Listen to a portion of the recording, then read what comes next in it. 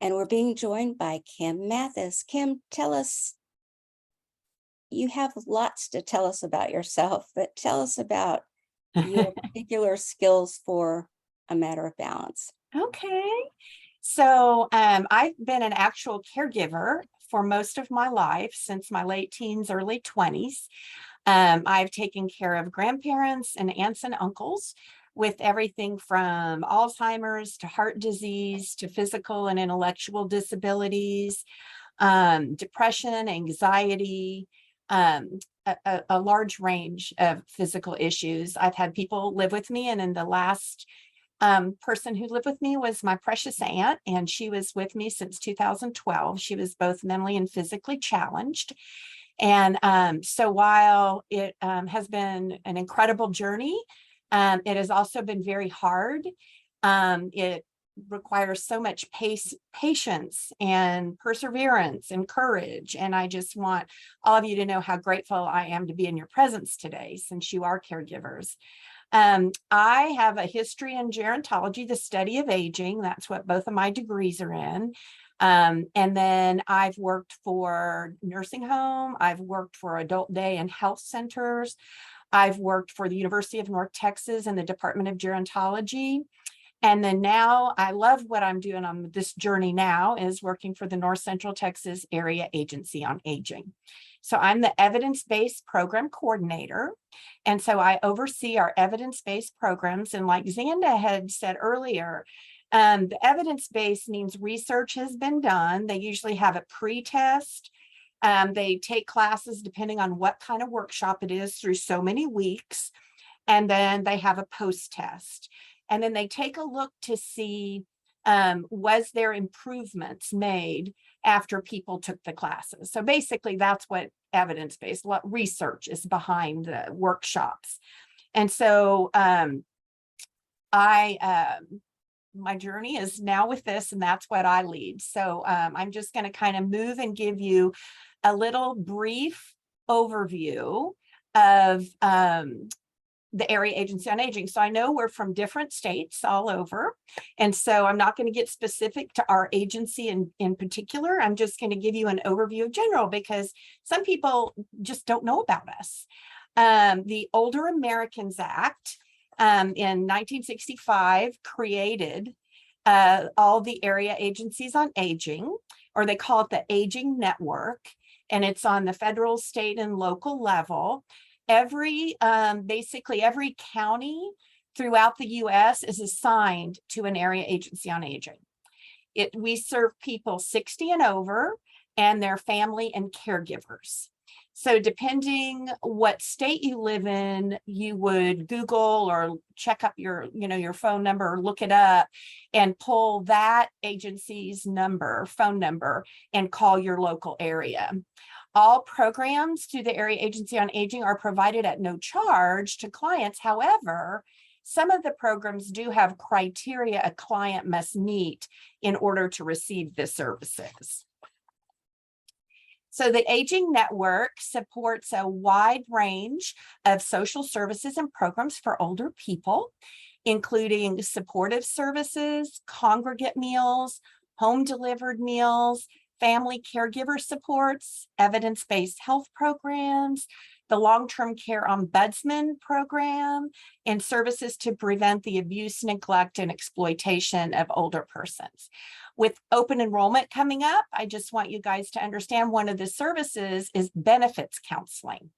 And so benefits counseling are benefits counselors. We have staff benefits counselors, and we have volunteer benefits counselors who've been trained, but they can help you answer questions on Medicare, Medicaid, Medicaid savings, SNAP, all kinds of programs. And as you're trying to determine if you're going to change your Medicare plan or your supplemental and all that, we have a free service, and we're neutral. So there's a lot of folks out there, they're wonderful, but just keep in mind, we are definitely neutral.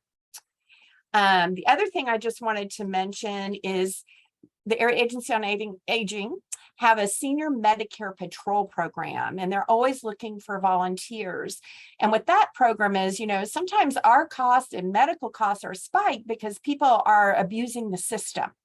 And so it's a really good program, and you can be trained to become a senior Medicare patrol person. So with that gives you kind of the overview.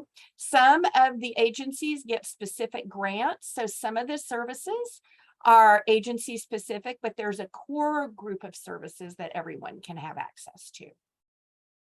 So for today, we are going to talk about risk factors for falling, intervention and assessments, and some solutions to lower the risk of falling. So risk factors, we kind of broke it down into 3 categories, okay? We have the body, we have the brain, and we have the environment. And if we can really step back and kind of assess those 3 areas, and then I'm going to then provide you with some solutions or some suggestions and tools to help you address those risk factors. So let's start with the body. So there are many medical conditions. I'm not going to go into detail on them for time-wise since we only have 30 minutes, but I just wanted to give you an overview of the types of medical conditions that can cause someone to fall. So poor general health, diabetes. With diabetes, a lot of it you can get neuropathy. And that means you don't have feeling or you have a lot of tingling. So that can affect your ability and higher your risk of falling. Arthritis, we all know what that is. Osteoporosis, getting brittle bones, multiple sclerosis, sarcopenia. So what sarcopenia is an age-related muscle loss. So what I always like folks to know that muscle loss is a natural part of aging. And after age 30, you begin to lose as much as 3 to 5% per decade. After the age of 60 or 70, depending on what research you're looking at, it accelerates even more. However, what I tell folks is if you intervene, that's only if you do nothing.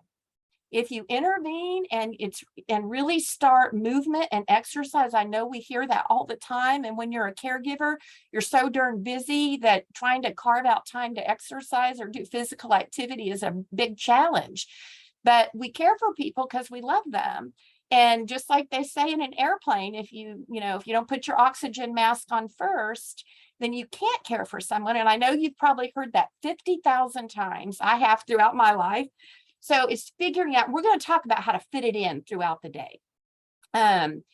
Also, just to let folks know that there's research that shows that if you're on complete bed rest, say you go into the hospital and you're on complete bed rest, just to let you know, young adults on bed rest can lose up to 1% of muscle mass per day. Older adults can lose up to 5% per day. So that's pretty, that's a large amount. So I always tell folks, especially if you're caregivers, if you wind up sick and bedbound, or if the person you're caring for winds up bedbound, to keep that in mind so that when you get back on your feet or they get back on their feet, you need to adjust. For instance, say the person you're caring for winds up bedbound. They unfortunately get something like shingles, like my aunt did.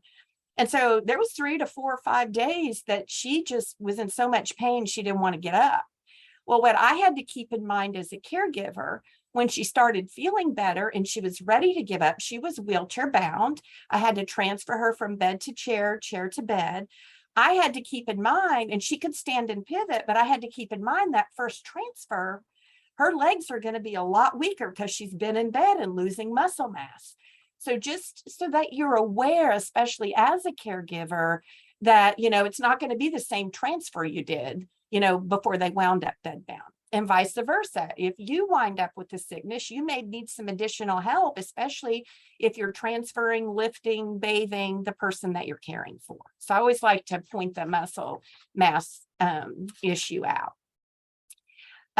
Then we have dizziness and vertigo, stroke, incontinence, someone who's incontinent trying to get to the restroom real fast, either the person we're caring for, or us, that was me in the middle of the night, tight muscles, weak muscles, and Parkinson's disease. Also regarding the body and some risk factors is medication usage. So the more pills you're taking, I don't know if any of you have ever heard the word polypharmacy, which means you're on multiple medications. So the more pills you're taking, the more apt you are to get dizzy or be off balance and fall. It can also affect your vertigo, which keeps you in balance. And so the other thing I tell folks about that is to make sure you're trying to keep one pharmacy. We've had stories where people in my class, they wind up in the hospital discharges you when they can, and they get out at 7 or 8. They can't find a 24-hour pharmacy. They wind up running through CVS or Walgreens that they've never used before. They fill pills, and I can't tell you how many times the pills they're filling are generic at that pharmacy, but because their pharmacist didn't see the difference, they were on a name brand, so they were doubling up on medications. So just something to keep in mind, and always keep your medication list up to date. Sensory perception. So our senses help us balance in the world. And so if your hearing's off, that can affect you. If your vision is off, I mean, they say too that when you go to bifocals and trifocals, you've really increased your risk of falling, especially going up and down curbs and stairs. So they say the ultimate is to have 2 pair of glasses. Now, as busy caregivers, that's not always easy, switching out glasses or doing that type of thing. But just keep in mind when you're doing stairs or going up curbs and all that to really pay attention. And then also, as we age, we lose our ability to see at night. So if you're over 60, you need 10 times more light to see at night. And it takes longer to adjust to sudden light changes. So just being familiar with that for yourself and also the person that you're caring for. So say you're going to take them to a movie and you've been in the bright Texas sunlight, and then you walk into the dark theater, your eyes and their eyes are going to be hard to adjust. So just make sure you're moving slowly and you're keeping that in mind. And also we'll talk about that later. Also feeling. And what I mean by feeling is, if everybody want to do something for me for just a minute. If you're sitting, I want you to close your eyes, and I want you to take your right index finger or your left one, it doesn't matter. And I want you to touch your nose with your eyes closed. So that is what they call proprioception. And all that fancy word means is your body's ability to sense movement, action, and location in space. So I don't know if any of you have done your Medicare wellness, where the doctor does a balance test, and he has you stand with your eyes open and lift a leg and lift a leg. But then when he has you close your eyes, a lot of us get a little wobbly when we lift our legs. So that just means we need to really know that I call it just feeling, how we feel our different limbs and movement in the world. And then one last thing is when you have low blood pressure. So when your blood pressure isn't high enough, it takes a long time for the blood to get to your brain. Your heart is that muscle that pumps blood throughout your body, right? So when you're sitting for a long period of time, your blood can tend to pool in your lower legs and your feet. And if you stand up real quick, it can't get to your head enough. So I don't know, it happens to me. If you stand up too fast, you can be dizzy, or if it's the middle of the night and you hear your caregiver, the person you're caring for, calling you because they need help, or you need to go to the bathroom, when you stand up, if you haven't, so you can get a little dizzy or fall forward. So what they say, especially if you're sitting or standing or laying in bed, to pump your feet a few times quickly. You can do it quickly, but that helps the blood move up to your brain to help you with the oxygen. All right.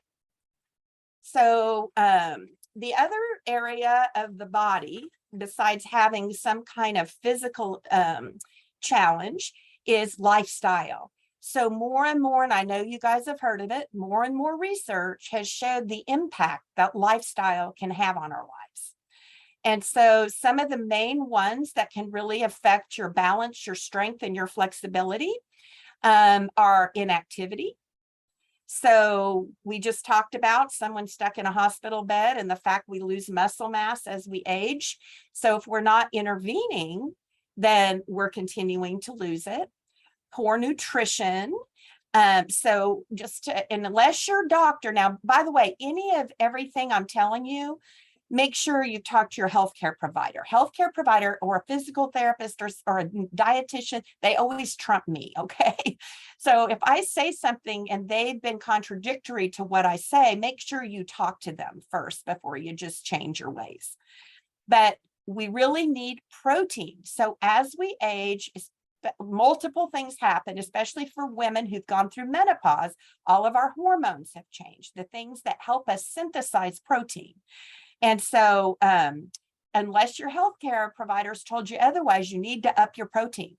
It's even more critical when you get to be 60 and over. Also, just as a precaution on that, then the reason it's so important to talk to your healthcare provider is if you have health issues like dealing with your kidneys, sometimes you have to be real careful with how much protein you eat at once. But the other thing that all the research is showing right now for people who are approved to take it, vitamin D, calcium, and magnesium are very, very critical as we age. Another thing can be lack of sleep. And I'm talking to a lot of caregivers here.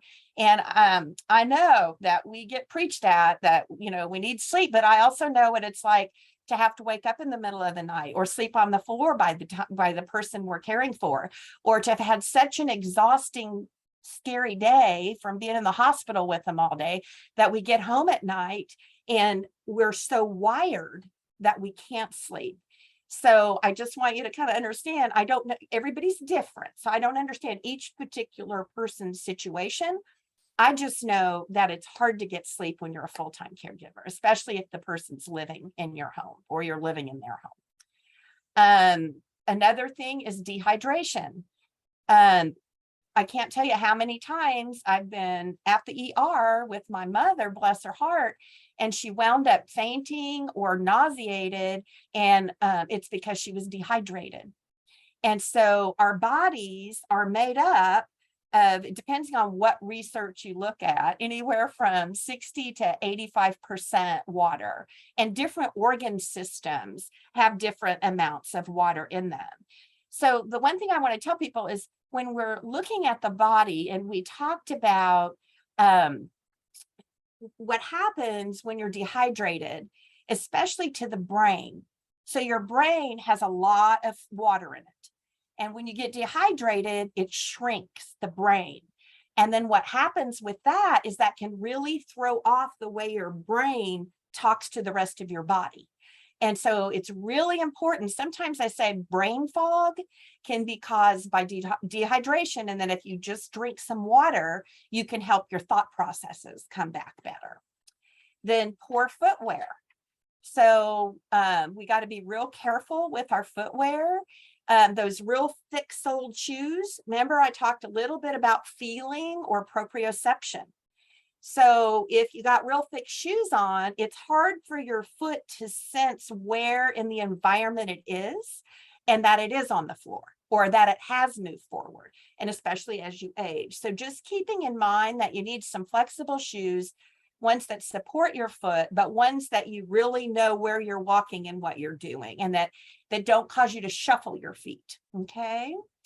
And then, of course, alcohol use. I think we've all seen enough shows and seen enough things happen for people who drink too much, but it can really throw off coordination and balance. And then risk taking. So I'm all for keep the power and do what you can to remain independent. However, if there are certain things happening with your body that are throwing you off, please reassess what you're doing. And one of the things I see that has really broken my heart sometimes are people who know they shouldn't be on a ladder, but they still get on a ladder. and then they wind up in ER because they fell. So it's just look at the activity that you're doing and assess the risk for that. All right, so next we're going to talk about the brain and how that can affect. And so if we have a lack of focus or distraction, it's kind of like I explained to people radio static. So when multitasking, we all think we can, but we really can't. The brain truly can only focus and concentrate on one thing. So if you think of, you have I don't know if anybody even has a radio anymore. I do though. But remember back in the day when you were trying to find that station and have it come in so you could hear the music or the talk show or the story. They used to do soap operas on the radio. And so when you're moving too fast by the stations, you get a lot of static and you're not really honing in on one particular station. Or if you're on one particular station, but this would be like multitasking, you're trying to do stuff which pretend it's the station over here. A lot of times you're going to wind up in the middle and there's going to be static on both sides. So as I explained with all the medical conditions that we went over, if you're struggling with those and then you're trying to multitask and the static's in between, you're really increasing your risk for falling. Stress, depression, and anxiety. And I know everyone, especially in the last 3 years, has felt this, I think, throughout the world. But for caregivers especially, are we going to get COVID? Is the person we're caring for going to get COVID? We weren't able to get services. We weren't able to take them to the doctor. When we did, we weren't able to take them in. So that whole thing just really has increased stress and depression and anxiety for people who are caregivers. And so, and just everyday life before we even had that. So we really need to work on addressing, and I'm going to give you some tools to try to help address some of that. Inattention and ADD, once again, it kind of goes back into the multitasking, or if you got your mind on other things, it's easy to slip and fall and just do something maybe you normally wouldn't.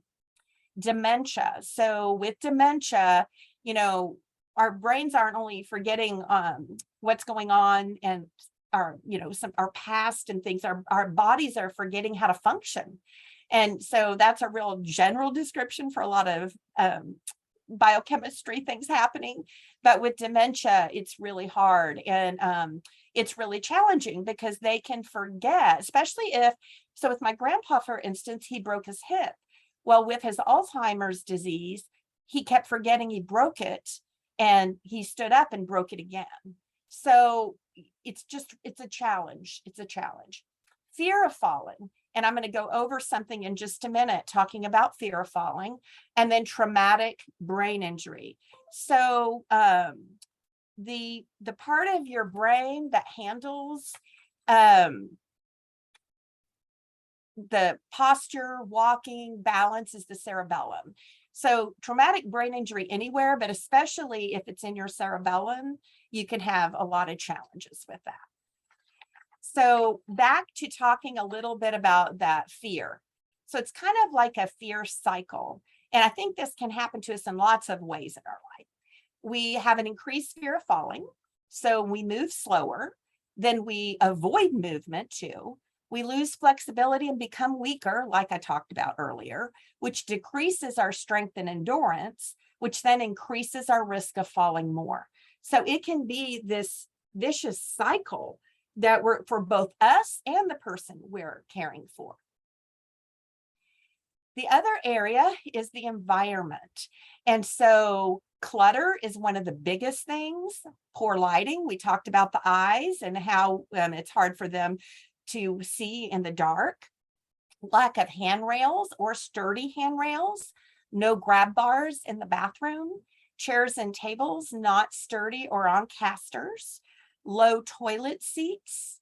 Items that are hard to reach. And then just so you know, you may not have this today, but it will be coming to you. I did add from the Center for Disease Control, it has a really awesome check for safety list. And so it just takes you around your home and gives you the different areas and boxes to go through and check your home. So it's a really good resource. The other things are pets. So while we absolutely love our pets, they can get under our feet and cause us to fall or trip. And in fact, and it doesn't matter what age you are with that. When I was in my teens, I tripped over my dog and broke my leg. So it doesn't matter what age. So we love our furry friends, but once again, we need to be careful both for us and the person we're caregiving for. And sometimes we may need to get a gate when we're in the middle of transferring somebody, if we have a dog that's little that gets under tow, or a cat for that instance. The other thing are obstacles in the path. So not just clutter, but maybe a lot of furniture, and say you got to get to the bathroom in the middle of the night, but you're zigzagging and you're having to go around the bed and you're having to go buy a dresser and then turn again. So really taking a look at your pathways to places that you go to often in your home. And then throw rugs. I can't tell you how many people have fallen on a throw rug. And a lot of times when I tell folks, I'm not saying never have it unless you're at high risk for fall. Even your doctor's going to tell you to get rid of your throw rugs. But they have special tape where you can tape them down, making sure that padding on the back isn't so old it's slick and it slides, and just really being aware. And then the furniture arrangement, which we just talked about. So what can you do for both you and your loved one, or the person that you're taking care of? So first of all, you need to check your risk for falling, or the person that you care for. And another handout that you're going to get, it's Fall Prevention Conversation Guide for Caregivers.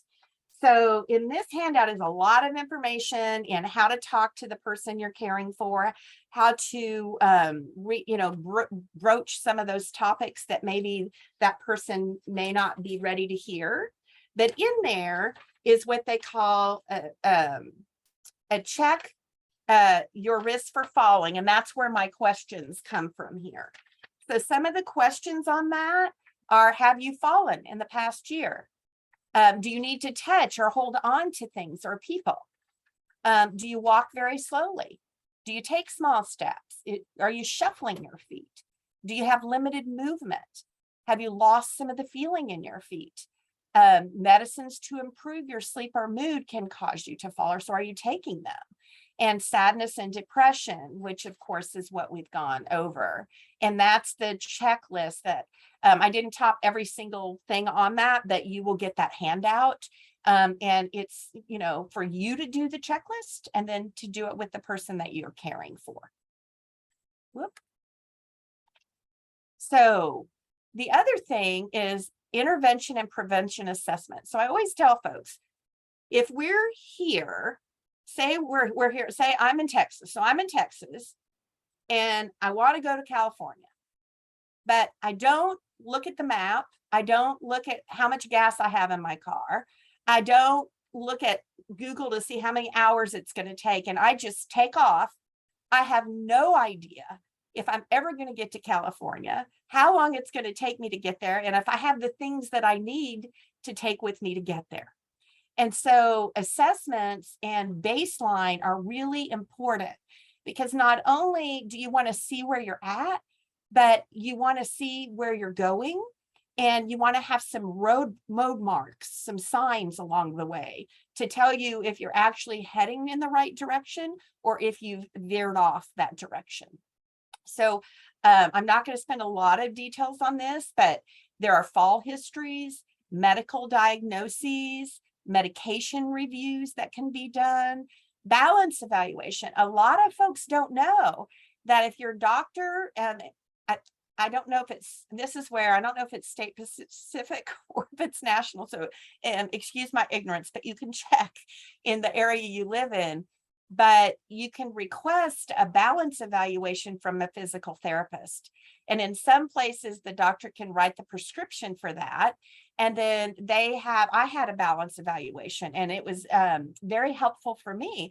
Here, I thought I was much better than I was, and they were able to give me targeted exercise to help me with the areas of my body that were getting weak. Osteoporosis screening, hearing and vision evaluation. We've talked about that.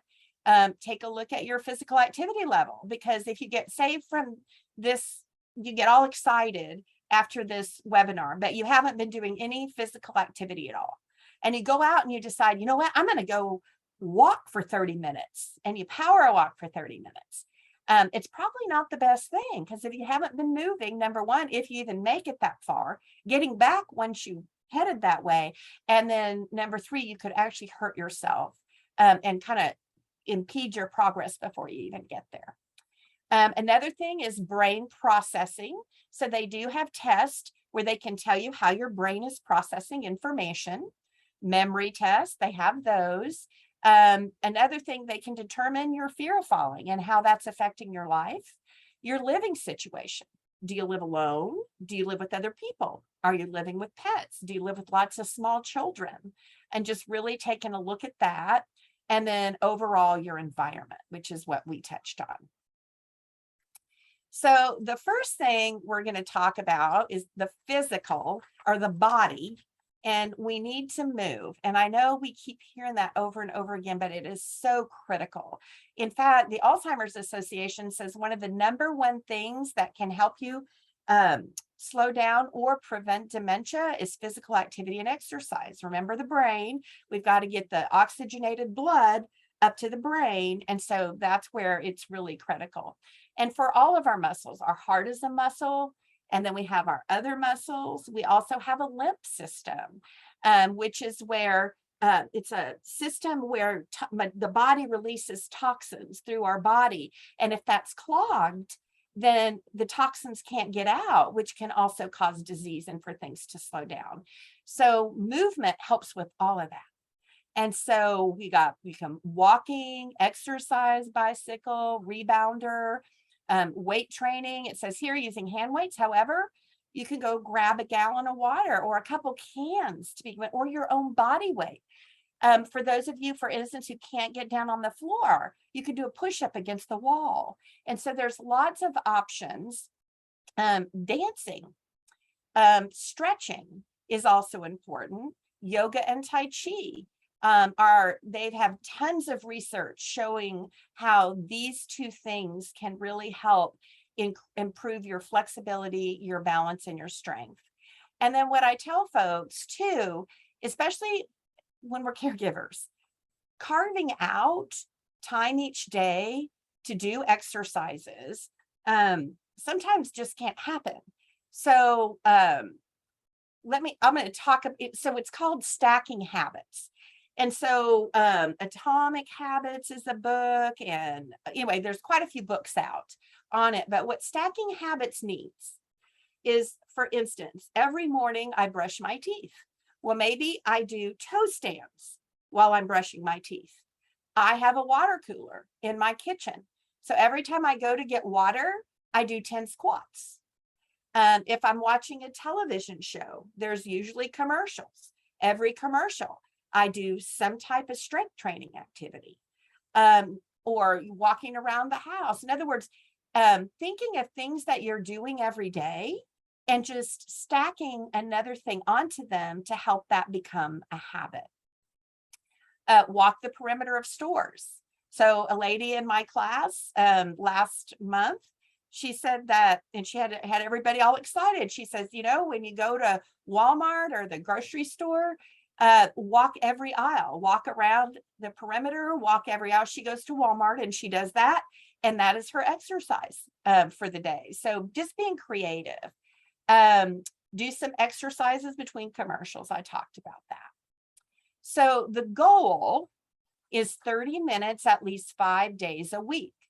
It can be 2 15-minute bouts. It can be 3 10-minute bouts. It can be 6 5-minute bouts. It doesn't have to be all at once, but it should include 4 different types of exercises. So we have endurance, which builds energy and stamina. That's what you need to, for instance, take a grandkid to Six Flags. You got to have that endurance and stamina to get through the day with that. Strength. So strength is what builds your muscle. Muscle is critical as we're aging. Stretching.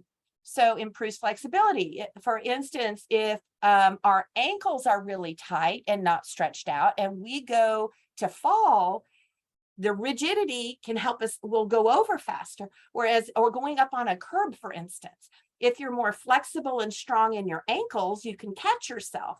But if you're not, another thing is your hip. The muscles that attach your hip to your legs, if those are really tight, then if you go to lose your balance, you can't bring that foot out real quick to get yourself. And so it's really important to make sure you have flexibility and stretching in your routine, and then balance, staying upright and steady. And what I tell folks is, even if just daily, pick something while you're waiting on your coffee or something, and stand, have something to counter something, but hold one foot up and just hold it there for 15 seconds, switch legs, hold the other one up, and then and get to a point where you don't have to, the counter's there, but maybe you don't have to hold on to it. And so just doing that on a regular basis, you'll notice improvement. Sometimes the small things we do consistently make the biggest difference in our life. So this will be in your handout. There's just some different resources with some great information or places you can go to get physical activity. Also, I always tell folks, look on YouTube, say chair exercises for caregivers, say, say you like Zumba for seniors or whatever, and you can just do small bouts. And I know that when COVID happened, one of the blessings that came out of it is for my aunt, I was taking her to physical therapy twice a week. And the therapist went on Zoom and taught me how to do the exercises with her. So we were both getting the exercise. And so finding something that the two of you can do together. So then for improvement in the brain, like I said earlier, exercise is one of the best things you can do. Sleep, trying to get good quality sleep. And I don't have time to go into that today, but if you just Google getting good quality sleep or YouTube, there's all kinds of things out there that can help you with that. Mental activity and focus training. So breathing, meditation, mindfulness, relaxation, gratitude journal. They say one of the best things to do when you're stressed out or thinking your life's going all over the place is to start a gratitude journal, because you actually change neural pathways in your brain and switch over certain parts of your brain when you go into relaxation and gratitude and meditation and prayer. And then spending time in nature. All the new research is showing that us getting back into nature and grounding ourselves and being in sunlight, caution with that, not for long periods of time, but letting the sun hit our face really can help, not only with vitamin D and with our bodies, but with our sleep and our circadian rhythm. And back up to over here with the breathing and meditation and mindfulness, a lady that Karen at the Denton Senior Center taught me that really helped me. I can get really anxious and stressed, especially, when I had my aunt and I'm working full time and all that. And she told me one day, she said, "Kim, where are your feet?" And instantly it just snapped me into focus. And I thought where my feet were, and my nervous system calmed down. Especially, she said, "Now take a few breaths." And I went from all over monkey mind, all over the place, to I calmed down and was able to breathe again. So learning something new. So when we learn something new, used to be, they said our brains couldn't change. Well, that's not the truth. We can create new neural pathways and synapses and all of that, no matter what age we are. We just got to do something different. And so if you can learn a new language, if you pick up a musical instrument, there's all kinds of research saying that learning something like a musical instrument actually creates new neural pathways and connections in your brain. Tai Chi. So I just became a Tai Chi instructor for falls prevention and arthritis. And it's helped me amazingly, but I just did my first class this summer, and everyone said their strength and balance got better, but their attention and their ability to focus got better because it's a very slow movement. Let's see, change up habits. Simple little things like instead of brushing, if you brush your teeth with your right hand all day, switch to your left hand. Or if you eat, now this one's hard, writing. And so sometimes I do a journal every morning, and sometimes I challenge myself to try to write with my left hand. And the thing is, it can be very frustrating, but they say the more frustrating it is, and the more you keep at it, the more it's going to get easier, and new connections in your brain are going to forge. And so, so eating, change, all kinds of things. You can think of what you do every day. Just change up your habits even. Social connection. Whoops, social connections. So we all learned, and all the research that's come out since COVID about isolation and how that can affect us. And so it's really important. And then know your limits, ask for help, and be assertive. So tools to reduce your risk for injury as a caregiver. Once again, many of the things that I talked about, but some key things I'm going to zone in on are using proper body mechanics. Make sure physical therapy can train you in that. Self-care. Once again, even if it's you carve out 15 minutes a day, that's just yours to meditate or read a Bible or whatever you like to do. Practicing mindful movement. When you're washing the dishes, some mindfulness could be stopping and feeling the water on your hands and how with the sound with the water. And then I'm going to touch base quickly on some medical equipment.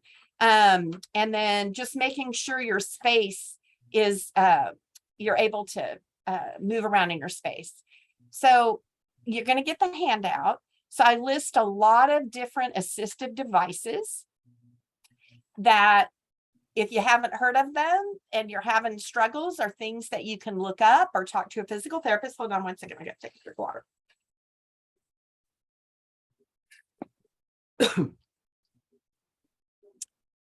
And then I did want to show this because the therapist sent me home with my aunt with this gait belt. However, it really pulled on her ribs and it was hard for me to get my hands and maneuver it. So see this one right here and this one. So I wound up getting her this one. Oh my gosh, it changed my life. Able to balance her and move better and grab different parts of it. So I did want to point that out. Excuse me, I'm going to mute myself for just a minute.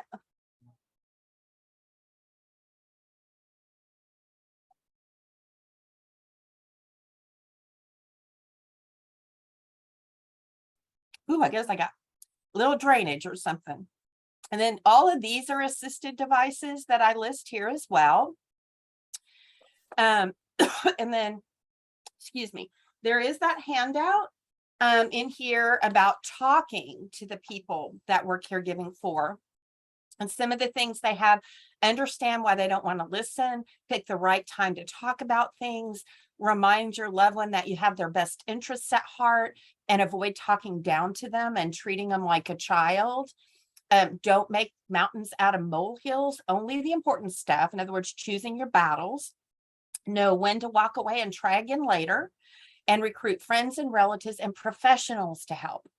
So, or like we have the Matter of Balance fall prevention class. I can't tell you how many caregivers have convinced their relative to come. And then when they hear it from us, it's like they pay attention, kind of like, we can have music playing in the background and pretty soon we don't hear it anymore. That's kind of like people we live with and love and all that. Sometimes we need to hear it from a different person. So in conclusion, you have the power to reduce your risk of falling. We all have power. Don't ever let someone take all your power away. And while there are many risk factors to the brain, body, and environment, there are also multiple tools and solutions that we can implement. And then I always tell folks, focus on what you can do, not what on you can't. So you need to definitely have an assessment. You need to take a look at your environment. some of the testing and interventions we talked about. However, once you find out what the issue is and you're seeking help and doing things, focus on the good, focus on what you can do. And then lastly, choose at least one thing you're going to act on this week. So we all listen to these podcasts or webinars or, Zoom meetings, and we think of things all the way through it. So I want to challenge everyone just to write down one thing this next week. It can be body, brain, environment that you're going to do to help prevent falls for either you or the person you're caring for.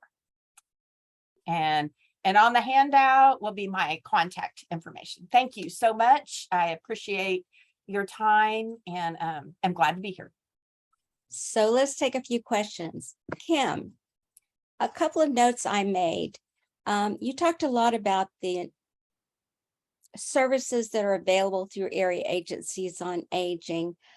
Would you please emphasize that those are services that should be available across the United States? Not Okay, so necessarily all of the interventions that you had, but there's some core services. yes. So we have some core services that no matter which agency you contact, they're going to have. For instance, benefits counseling, caregiver support, ombudsman program, congregate meals transportation, things like that.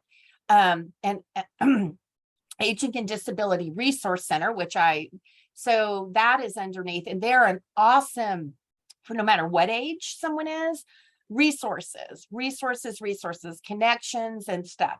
Then there are programs where we write grants, not me in particular, I'm not a grant writer, but really smart people that I work with do it.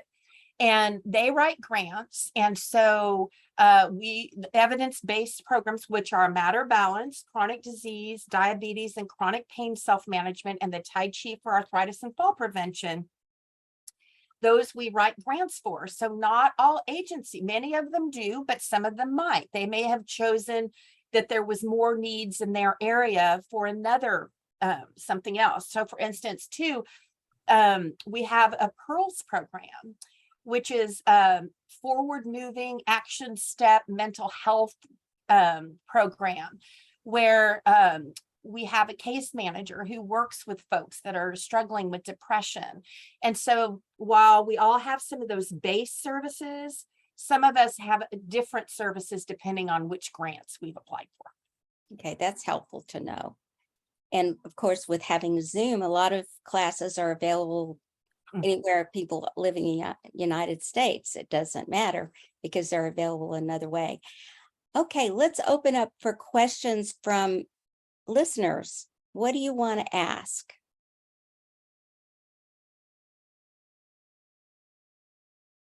And I'm looking to see who might want to unmute.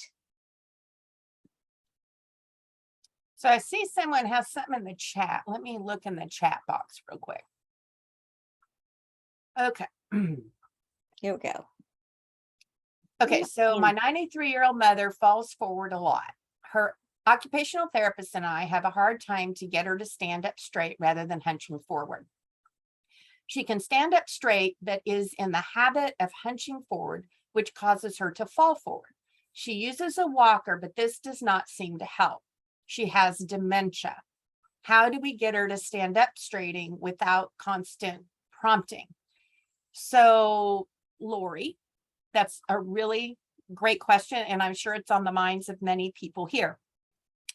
I am really not qualified to answer that. I'm not a physical therapist or an occupational therapist. My suggestion to you, though, would be if you're working with the occupational therapist, I do know this. I don't know if it's appropriate. There are different, so with my aunt, it was like this thing we strapped on her that pulled her shoulders back. It wasn't real restrictive either. It's kind of like a bra, but turned around and it pulls the shoulder back instead of, And so once I started putting that on her, it didn't hurt her, but it just gave her enough to remind her that her shoulders needed to. I don't know if that would be appropriate when you're dealing with dementia. that can be very challenging because every person dealing with someone dementia, both the caregiver and the person with dementia, are very different. And so if the occupational therapist, since you're talking about standing too, I would wonder if that, my understanding, that would be more in the physical therapist realm. So maybe really working with, most of the time when you're dealing with an OT, there's a PT, a physical therapist, occupational therapist. Like when I took my aunt, there was occupational therapy, physical therapy, and speech therapy. And so we just kind of went spot to spot. That when my aunt was really having some challenges with some neurological things, they all met with me and her as kind of a care plan meeting.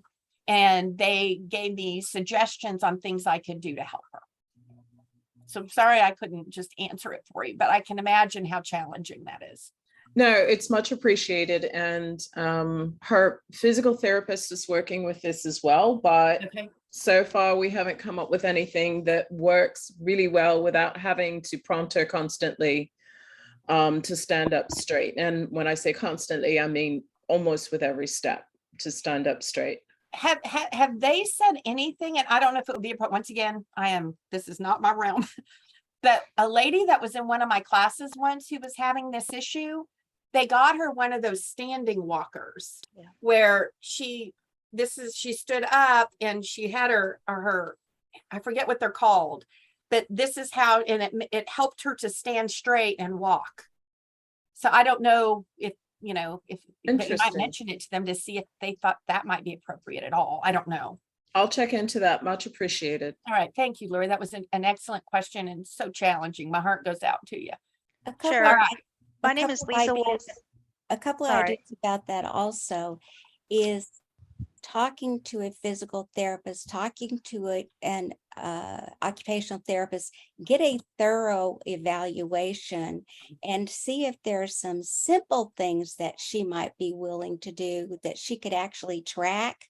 And of course, ALZ.org, the Alzheimer's Association, has a wealth of information and they might have some ideas because you know that this isn't an isolated problem.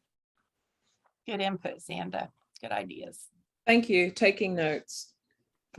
Yes, and my name is Lisa Woolston, and I do durable medical equipment for workers' comp.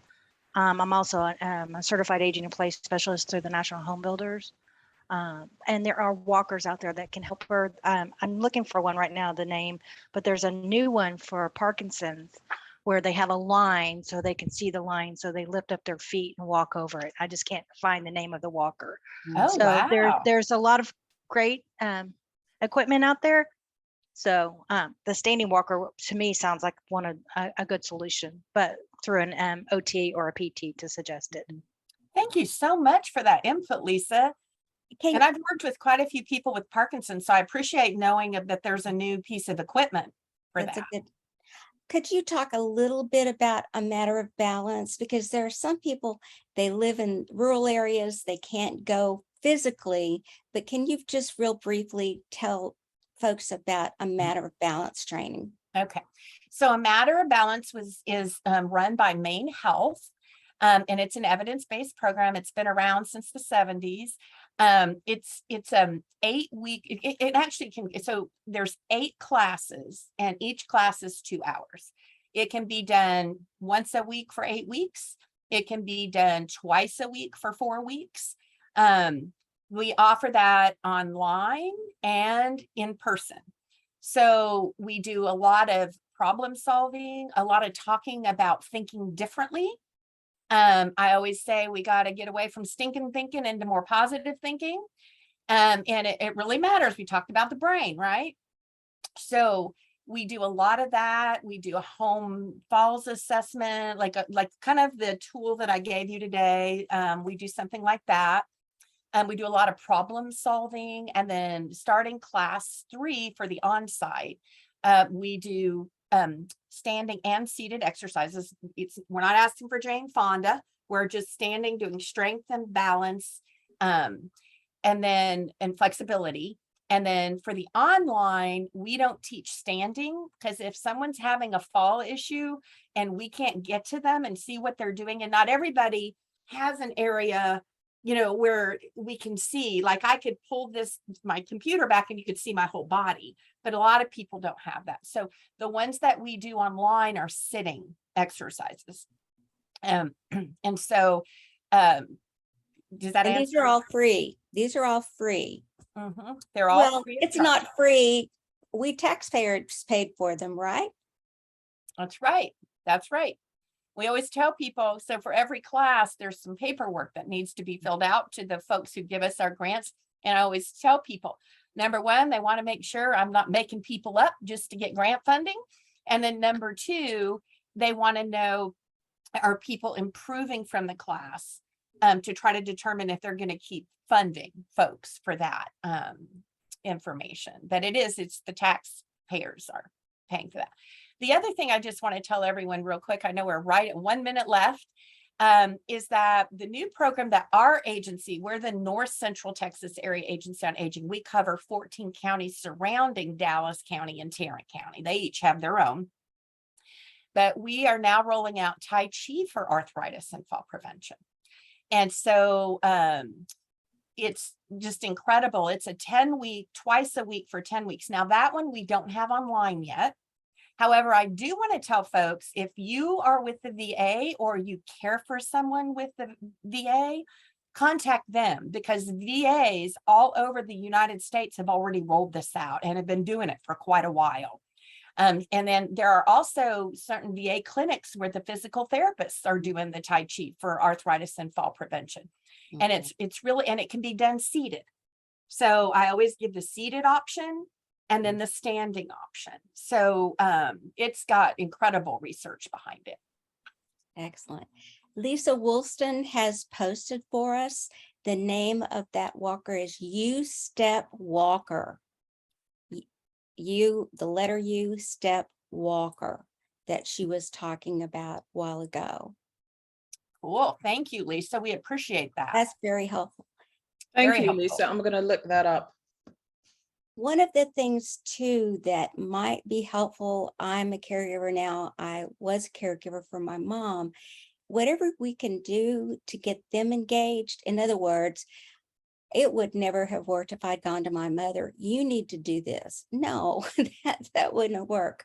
But anything that we can learn to do and do with them, if it is possible, because almost everything that I learned in a matter of balance was appropriate for me at middle age, not just my mother in her 80s.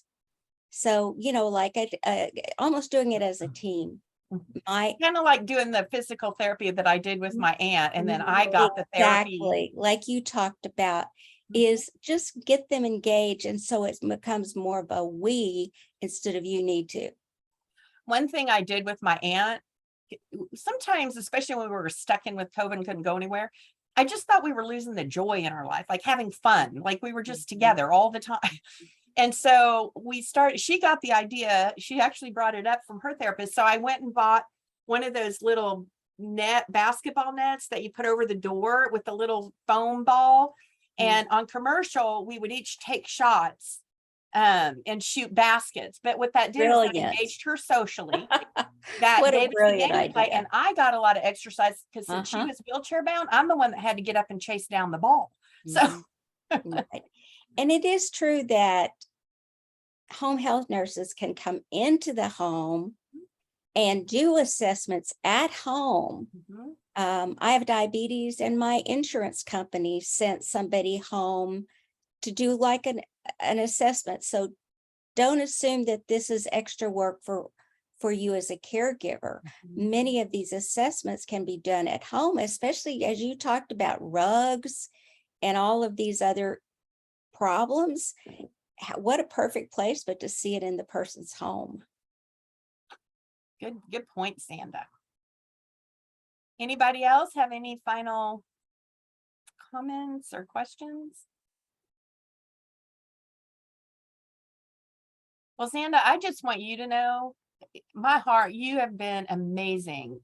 Sanda she is a real advocate for caregivers and the people they care for, and just has tirelessly worked bless and your heart. counseled and helped people. And I just want you to know how much I just look up to you, and just, you've been a great Well, mentor to me. And I appreciate you inviting me today. That's delightful to hear, but I'd say the same thing for you. You're one of the many unsung heroes over at the Area Agency on Aging. And remember, folks, you can always get Area Agency on Aging just through going 211 is across the United States. We have a website that is familycaregiversonline.net that has some frequently asked questions.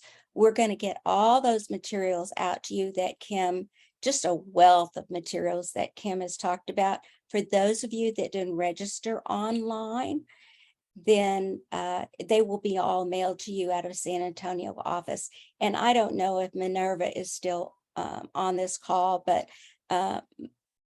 Minerva Villarreal is in San Antonio. We've never even met, but she is tremendous resource. She helps keep us all in balance. And I found out that apparently my computer may have a little problem being a Mac. I may need to do some YouTube. Kim, I know how hard you work. I know how hard you work. You work very, very hard. So we would encourage you to do as much self-care as you can. And there on the screen is the Caregiver Teleconnection, 866-390-6491. There is the website. And if for some reason you don't have access to email, call that phone number or ask someone that you know to go to that website. And Can you repeat that phone number again, Xanda? sure, 866-390-6491. It's still in the chat section, and it's www.caregiverteleconnection.org. Just write it all out. Just great information today, Kim. Go do something for you and everybody. Yeah, Really everybody. And thank make you for joining us and taking the time. I know it's absolutely hard when you're a caregiver. this last hour has been a form of self-care, but don't let it end now. Go get a drink of water. And remember, do that. I want you to write down one thing you're going to do this next week idea. and do it. Just one Get that thing. positive one brain thing. hit. And I actually had my husband in here listening. We saw him. Nice to meet him. He has mobility problems, and we all need to just realize time creeps up on all of us. Thank you, everyone. Have a good day. Thank you again, Kim. Sending a hug your Thanks. Have a way. beautiful week. Take care of yourself. Thank you. you. Bye. Bye-bye. Thank you. Thank you. Thanks.